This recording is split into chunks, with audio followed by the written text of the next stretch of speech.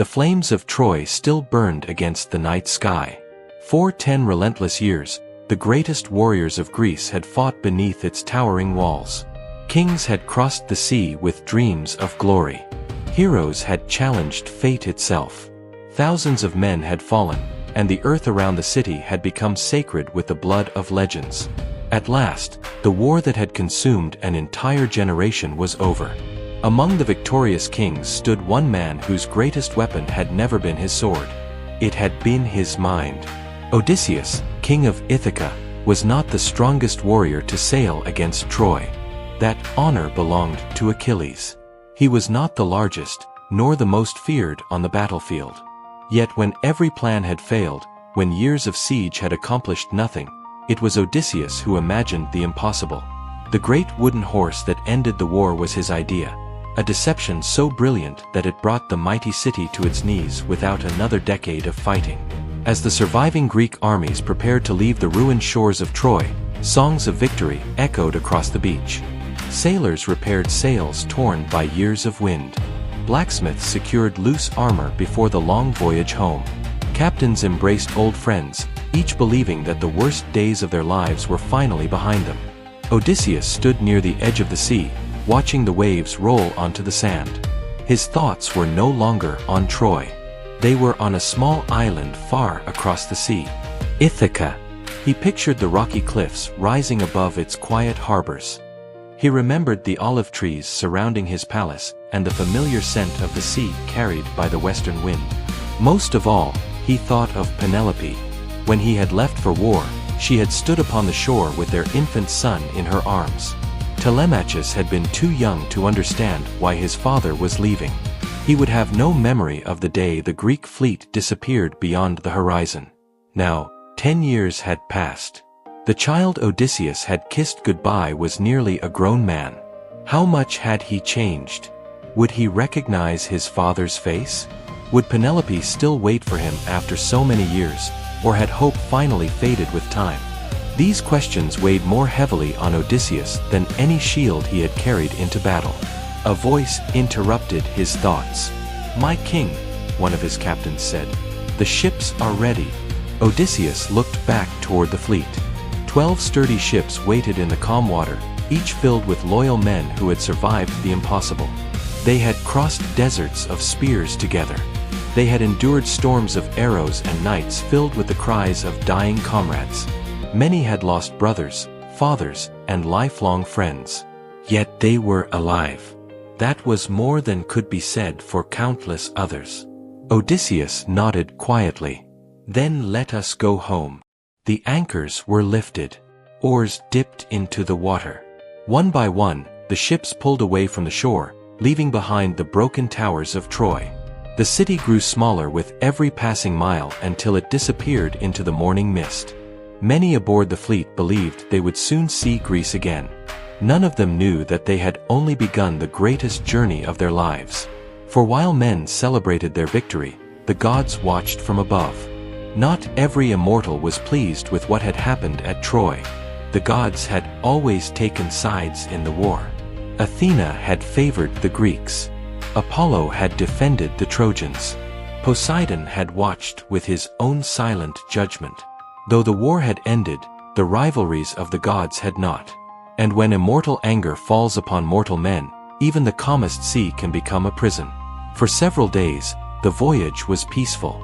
Strong winds filled the sails, and dolphins leapt beside the ships as if guiding them toward home. Laughter returned to the decks. Men shared stories of battles already becoming legends. Some spoke of the farms they would cultivate again. Others dreamed of holding children who had grown up in their absence. Even Odysseus allowed himself to believe fortune had finally smiled upon him. Then they reached the land of the Cicones. The city of Ismarus stood along the coast, prosperous and well supplied. Many of Odysseus' men argued that one final raid would provide enough treasure to reward every survivor before they returned home. Odysseus hesitated. They had already won more wealth than most men could spend in a lifetime. But his warriors had fought beside him for 10 exhausting years. He understood their desire. Reluctantly, he agreed. The attack came swiftly. Greek warriors poured ashore before sunrise, overwhelming the city's defenders. The Cicones retreated into the streets as Odysseus' soldiers seized livestock, precious metals, wine, and supplies. By midday, victory belonged to the Greeks. Odysseus immediately urged his men to return to the ships. "We have what we came for," he warned. "Leave before they recover." But success often breeds arrogance. Many of the soldiers laughed. "The king worries too much," one man joked while raising a cup of stolen wine. "They're defeated. They won't return." Another shouted, "One more feast before we sail home." Soon fires were burning along the beach. Meat roasted over open flames.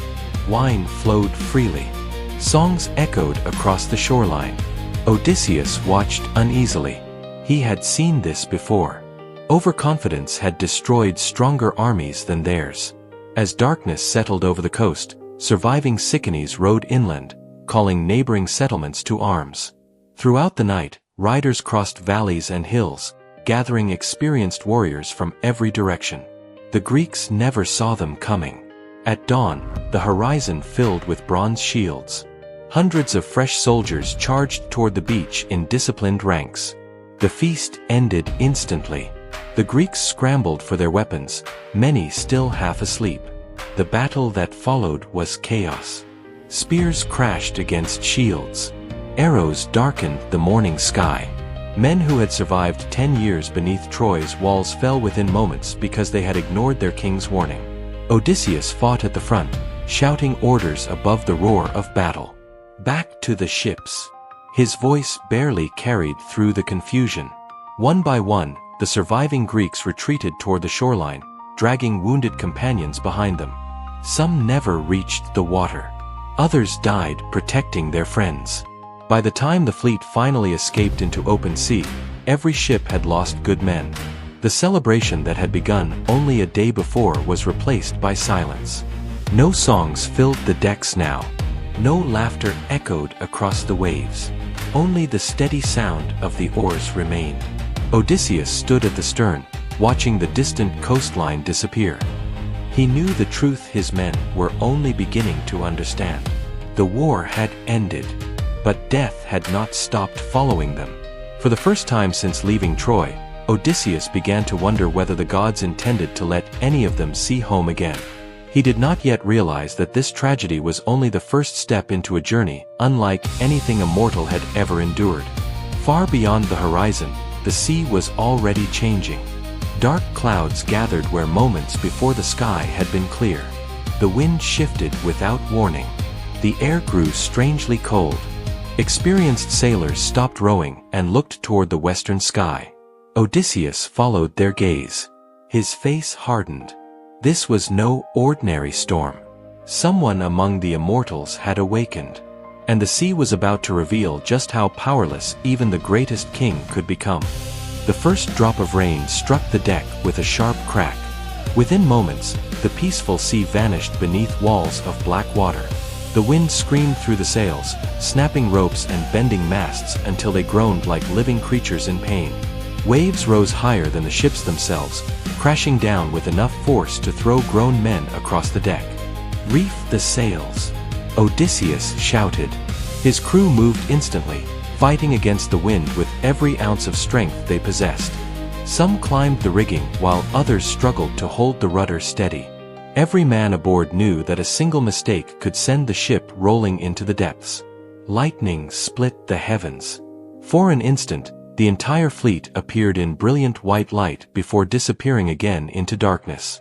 One ship climbed the face of a giant wave while another vanished completely inside a watery valley below. The sea no longer looked like water. It looked like a mountain range that refused to stand still. Odysseus had sailed these waters countless times before the war, yet he had never witnessed anything like this. "This is no natural storm," one of his officers cried. Odysseus did not answer. He already knew. The gods were speaking. And when the gods spoke, mortals could do nothing except endure. For 9 days the storm drove them across the open sea. They could no longer tell east from west. The stars remained hidden behind thick clouds, and the sun never broke through the endless curtain of rain. Their food became soaked with seawater. Their drinking water grew scarce. Men slept only in brief moments, exhausted beyond words. Each morning they hoped to see familiar shores. Each morning they found nothing except more endless water. On the 10th day, the storm finally passed. The clouds drifted apart. Sunlight warmed faces that had almost forgotten what it felt like. One by one, the sailors emerged from below deck, staring silently at the calm sea around them. Then someone pointed toward the horizon. Land. A narrow stretch of green rose from the water. Relief spread through the fleet. Fresh water. Food. A place to repair their damaged ships. To weary sailors, it looked like salvation. As the ships anchored offshore, Odysseus studied the coastline carefully. The island appeared peaceful. Gentle hills rolled beneath a clear blue sky. Trees heavy with fruit lined the shore, and wildflowers covered the open fields. Birds circled overhead without fear. There were no walls, no watchtowers, and no signs of war. Everything about the island invited them to come ashore. Still, experience had taught Odysseus to trust caution over appearances. He selected a small group of trusted men. "Go inland," he ordered. "Find the people who live here. Learn whether they are friends or enemies. Return before sunset." The scouts nodded and disappeared among the trees. Hours passed. The sun climbed overhead. The sea remained calm. The waiting sailors expected to hear their companions calling from the shore at any moment. Instead, silence. Finally, just before evening, figures emerged from the forest. The missing scouts. But something was wrong. They walked slowly, smiling as though nothing in the world could possibly trouble them. Their weapons hung loosely at their sides. One man carried flowers instead of his spear. When they reached the beach, they greeted their comrades with cheerful laughter. "You've been gone all day," one sailor said. "What happened?" The scout smiled dreamily. "Why leave? What do you mean?" "The people here welcomed us. They gave us fruit. The sweetest fruit we've ever tasted." Another sailor frowned. "Did you ask where we are?" The scout shrugged. "I don't remember." "What about supplies?" He laughed softly. "Why worry about supplies? Sit down. Eat.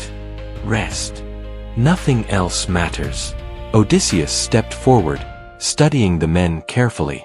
Their eyes were clear, yet strangely empty. Their voices lacked urgency. Even their memories seemed to drift away as they spoke.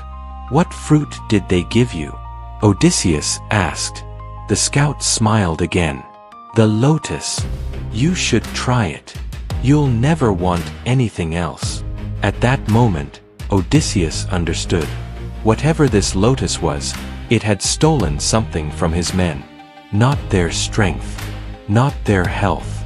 Their purpose. Without another word, he ordered several sailors to accompany him inland. They soon found the island's inhabitants living peacefully among fields of flowering plants. The lotus eaters greeted the newcomers warmly, offering them the same strange fruit. Odysseus refused. He had seen enough. Nearby, more of his own sailors sat laughing beneath the trees, completely unconcerned that they had abandoned their king. One of them looked up happily. "My king, you've come. Sit with us. There is no need to travel anymore. We're already home." Those words struck Odysseus harder than any spear. These men no longer remembered Ithaca. They no longer remembered their wives, their children, their parents, their promises. Everything that had driven them through 10 years of war had disappeared beneath the sweetness of a single fruit. Odysseus refused to lose them. "Seize them," he ordered. The sailors protested immediately. "No, we don't want to leave. Please." Their voices sounded like frightened children. Some struggled violently as Odysseus' loyal men carried them toward the ships. Others begged to remain. A few even wept. But Odysseus did not change his mind. Once everyone was aboard, he ordered the ships to depart immediately. He instructed his crew to tie the affected men securely beneath the benches until the island disappeared from sight. No one was allowed to return. As the coastline slowly vanished behind them, the cries of those who wished to remain grew quieter. Eventually, silence. Days later, the strange longing left them. The men slowly remembered who they were. They remembered their families, their homes, the years spent beneath Troy. Most could scarcely believe how easily they had surrendered everything they loved. That night, as stars finally filled the sky once again, Odysseus stood alone near the bow of his ship. The sea was calm, too calm. Every island they encountered seemed to test them in a different way. The first had punished greed. The second had tempted them to forget their very identities. He could not shake the feeling that someone was leading them from one trial to the next. The gods never challenged mortals without reason. Somewhere ahead, another lesson awaited. Several days later, the fleet approached a rugged coastline unlike any they had seen before. Steep cliffs rose directly from the sea, their gray stone weathered by countless centuries of wind and waves. Few trees grew upon the island, and strange caves dotted the rocky hillsides. Smoke drifted lazily into the sky from somewhere inland. Odysseus narrowed his eyes. An island lay just offshore, covered with thick forests where countless wild goats wandered freely. The place seemed deserted. Too deserted. His men hunted several goats, preparing a great feast after many difficult days at sea. As night fell, they built fires and looked across the narrow channel toward the larger island beyond.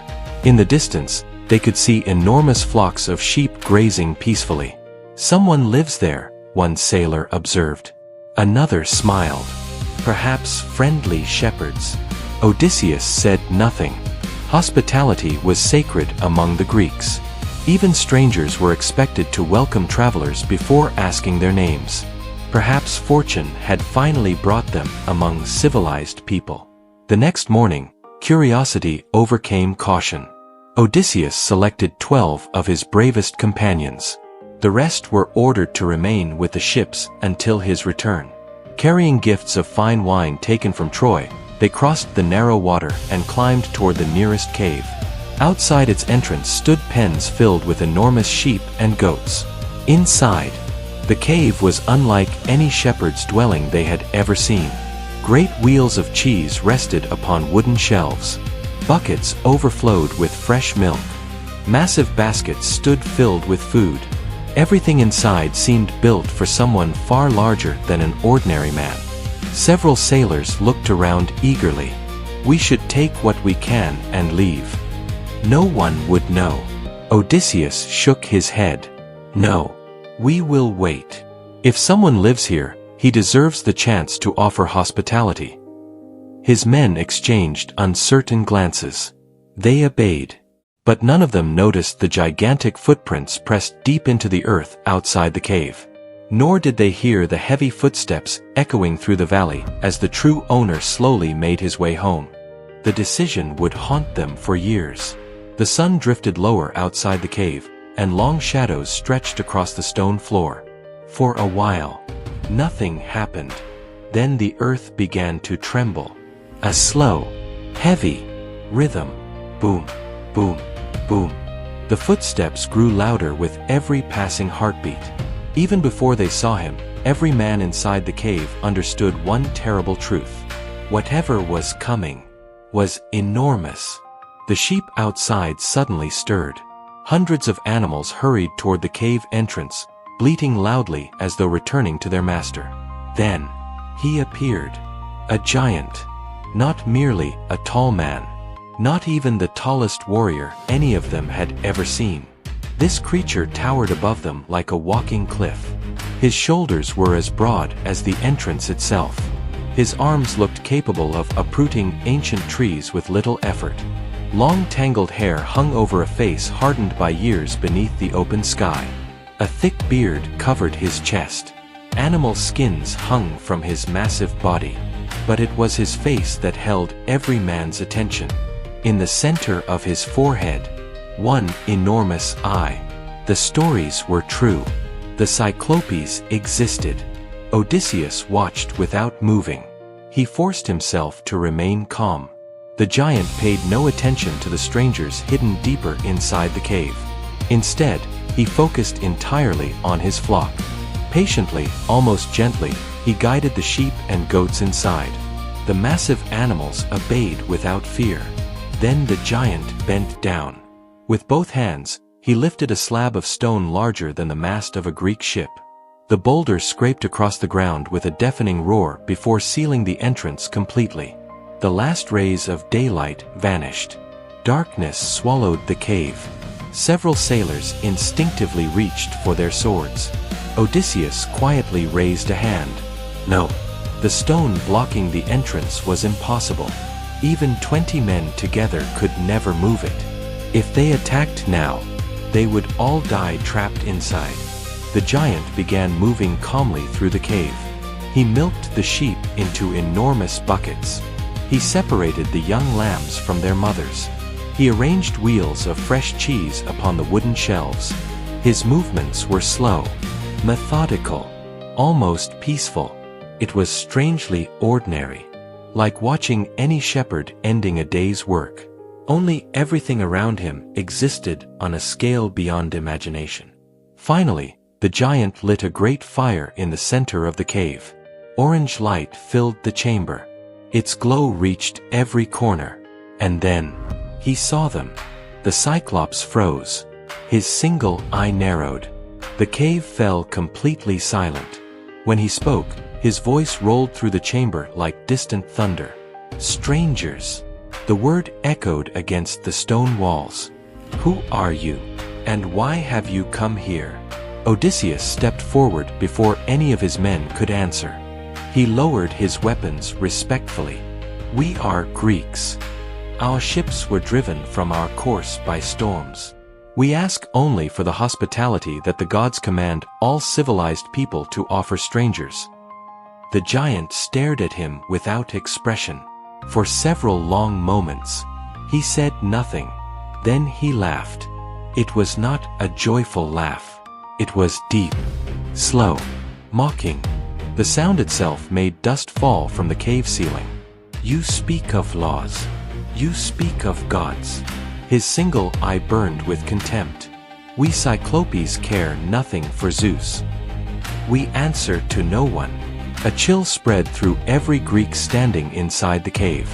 Odysseus realized immediately that everything he believed about hospitality, everything that governed the civilized world, meant absolutely nothing here.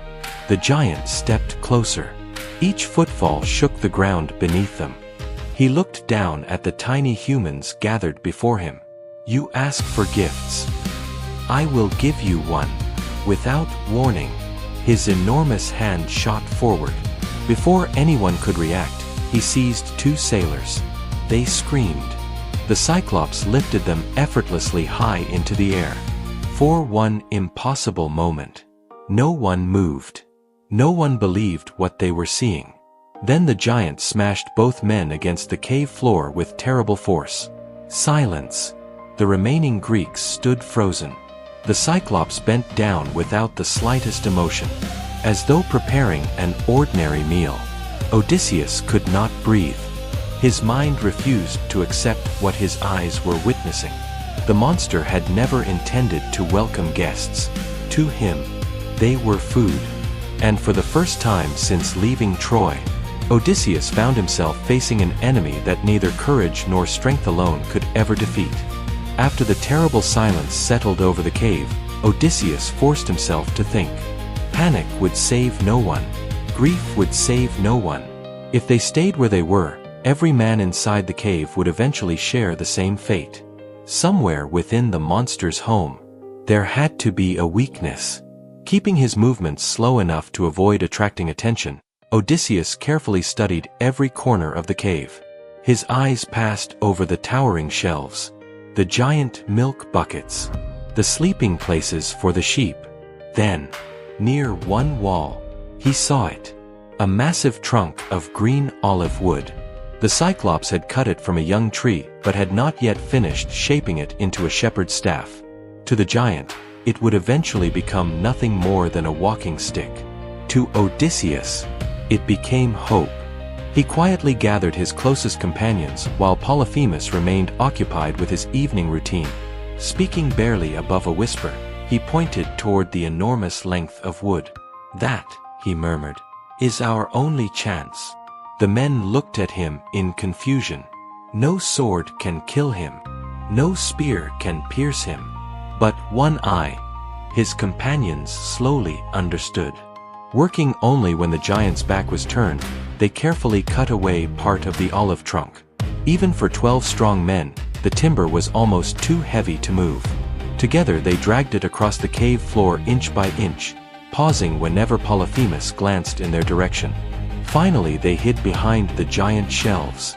Using bronze axes and knives, they trimmed one end into a sharp point. Wood chips scattered quietly across the stone. Every scrape sounded deafening inside the cave. More than once, the Greeks froze as Polyphemus shifted nearby. But the giant noticed nothing. When the point had been carved, Odysseus ordered it hardened. They held the sharpened end deep within the fire until the green olive would slowly blacken. Smoke curled upward. The tip became dark, dense, and hard as iron. Then they carefully concealed the stake beneath piles of wool and waited. No one slept. No one even tried. The only sound came from the sheep breathing softly around them. Hours passed. Then Polyphemus returned carrying fresh milk in enormous wooden buckets. He sat heavily beside the fire. The cave shook beneath his weight. Odysseus knew the moment had come. Among the treasures taken from Troy was one gift he had guarded carefully throughout the voyage. A skin filled with powerful wine. It had been given to him before the Greeks sailed from the city. The drink was so strong that it was normally mixed with many parts water before anyone dared taste it. Undiluted, it was overwhelming.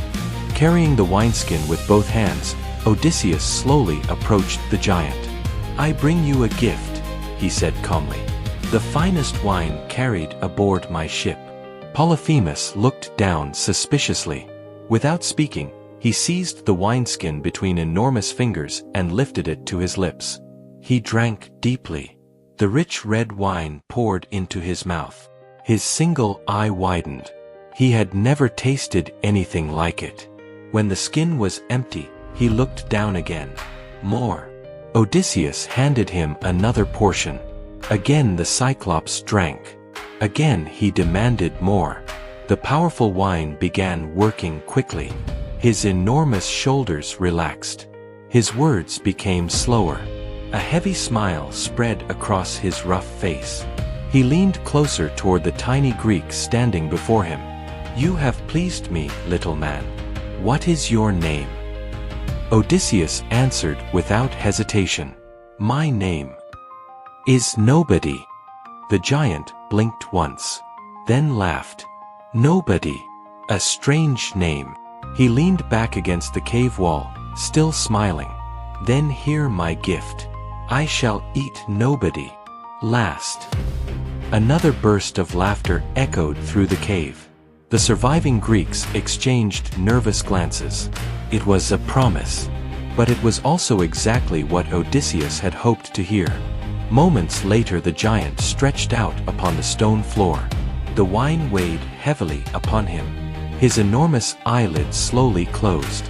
Soon, a deep rumbling snore filled the cave. The sound echoed like distant thunder through the mountain. Odysseus waited. One heartbeat. Then another. Only when he was certain the Cyclops slept did he slowly raise his hand. It was the signal. The hidden Greeks sprang into motion. Together they pulled the sharpened olive stake from beneath the wool. Once more they thrust its point into the heart of the fire. The wood glowed. Smoke rose from its blackened tip. When it was nearly burning, Odysseus whispered, "Now." Lifting the enormous stake together, the Greeks rushed across the cave floor toward the sleeping giant. Every step carried the hope of survival. Every heartbeat carried the risk of death. The fate of every man inside the cave now rested on a single desperate act.